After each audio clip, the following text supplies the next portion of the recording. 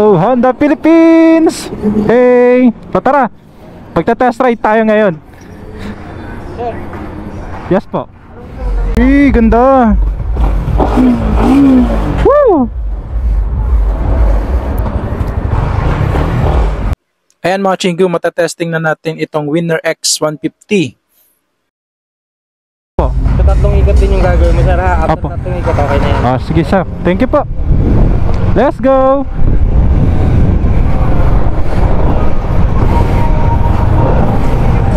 Uy, grabe.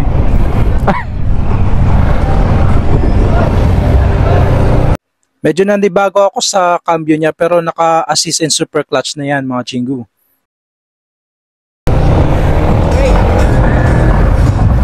Ay, ganun. Woo! Medyo ano siya, medyo pasubsob lang ng konti. Pangalawang ikot na natin ito mga Chingu. Yung handling niya, goods para sa akin yan. Okay, ABS niya front. Dito naman tayo banda sa may mga humps. Front suspension, goods para sa akin. Oop. Suspension, medyo matigas lang ng konti. Hey, so tatlong ano lang tayo eh. So responsive din yung throttle niya.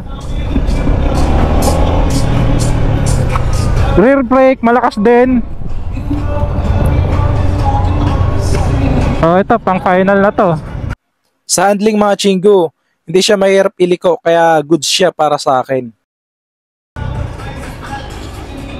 Ay. Masarap. Kaya lang yung sa body position, parang naka yung kamay natin. So ayan mga Chingu, tapos na yung tatlong ikot natin. Ipapark na natin itong Winner X 150. So ayan, hindi naman ako nahirapan na bumaba sa motor. Okay. Thank you po sir. Yun.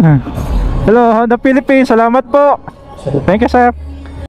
Nakakilis na rin pala itong Honda Winner X 150. So ayan yung kanyang remote. So para naman mabuksan natin itong seat, so kailangan lang natin ay i-press itong key knob, then counterclockwise. Tapos pindutin lang natin itong seat, mabubuksan na natin yan. Meron itong 4.5 liters na gas tank at kaya din kumonsumo ng 52 kilometers per liter. Tinanong ko naman dito si sir kung para saan itong tinuturo ko. So sabi niya sa akin, yan daw yung lagayan ng fuel filter. So meaning, fuel injected na itong Honda Winner X 150. Short press sa key knob, then clockwise at mabubuksan na natin itong digital panel niya.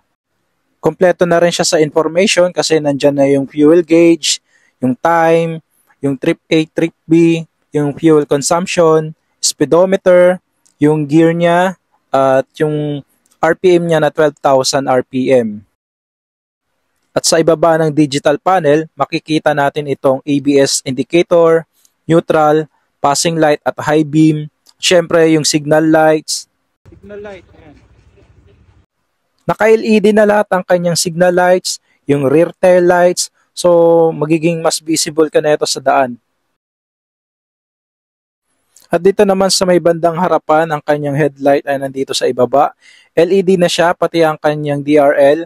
Maging ang kanyang signal lights ay LED na rin. At syempre naka-integrated na rin ito. At ito naman ang kanyang passing light mga Chingu.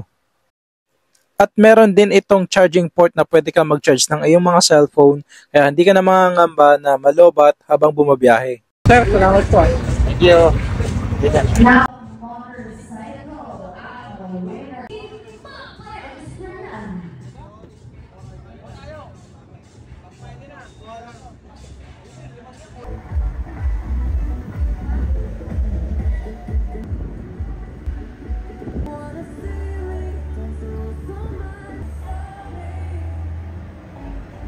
Your safety gear, don't you worry guys. Gear here, okay? That's for free naman. All you have to do is just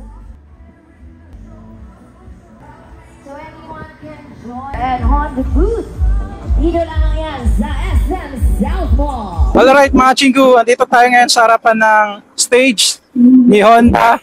So itong nasa harapan natin ay ito ay tinatawag na ABS Racing. So maganda yung colorway niya. Yung combination niya, yung white at blue, tapos more on red na color. So para siyang ano siya, parang Fireblade. Ganun yung nakikita ko. So yung specifications niya nandito ng mga Chingo ha. At ang kanyang SRP ay 100,900. 123,900 SRP para sa standard at color red and white lang ang kanyang kulay. At pagdating naman sa ABS Premium, ang presyo niya ay 129,900 at dalawa lang ang kulay niya na matte black and red. So alright mga Chingo, ito na, tapos na. Kahit tirik yung araw.